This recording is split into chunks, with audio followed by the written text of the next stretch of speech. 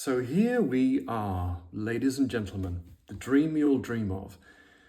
The 8th shape of the spinal 8, where 8 is put on its side and it then becomes the infinity sign, which is bloody marvellous because shape 8 is a real harking back to the very first movement that set us off on the journey of the thrusting the tortoise, the rolling up, the heart talks to the sky in the back bend, the really deep, amazing forward fold, and then the sequence of twists, the swimming through the side bends, and here we are, the 8th movement, length.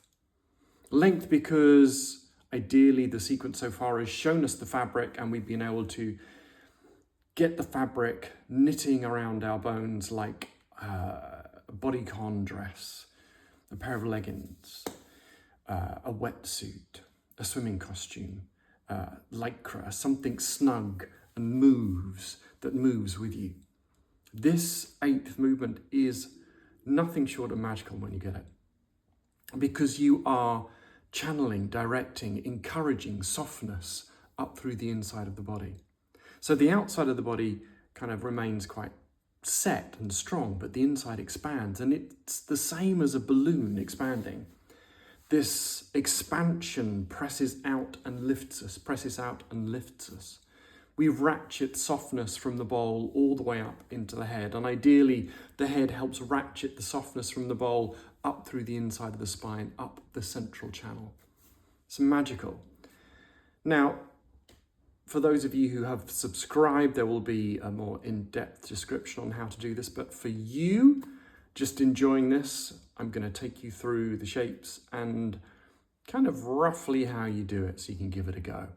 Again, copying, mirroring something can lead to lots of amazing revelations and amazing experiences.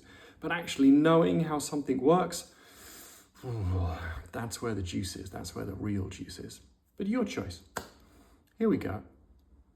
Before we do that, there will be next week just me running through the entire thing, because the spinal 8 as a whole, once you get used to it, is just a real tonic.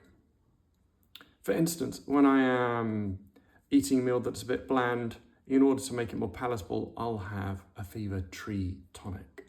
Something that helps the bland food go down.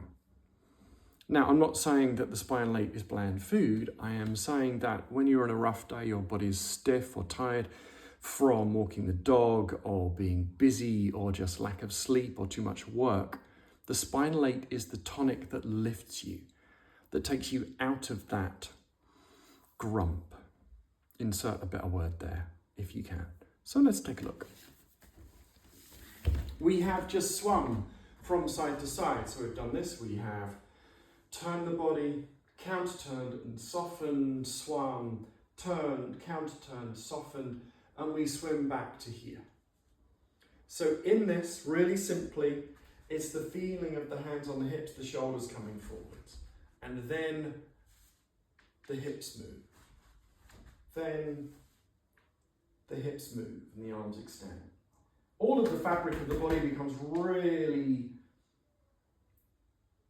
compacted to the bones in a most delightful, sensual, lovely, yummy way. And then you reach all the way down. But here you pull yourself down even more to get very small till the hands are kind of above the horseshoe of the foot.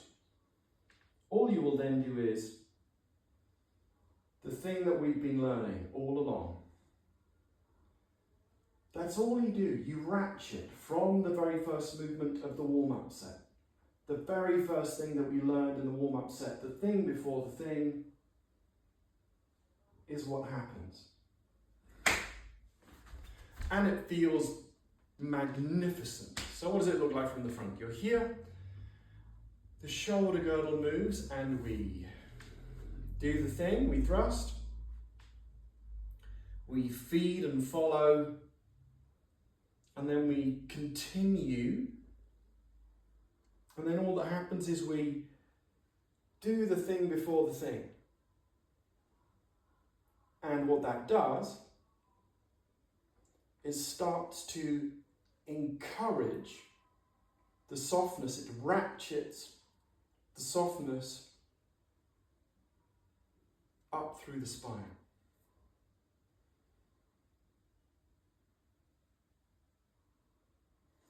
And it really does feel amazing. It's a stretch like no other that I've come across.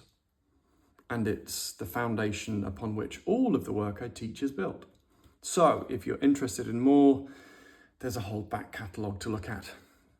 And if you're interested in more, there will be a lot more for those of you who have subscribed, because this stuff is so good, it's worth investing in. Until next week when we look at the whole thing, that's it for me. Bye-bye.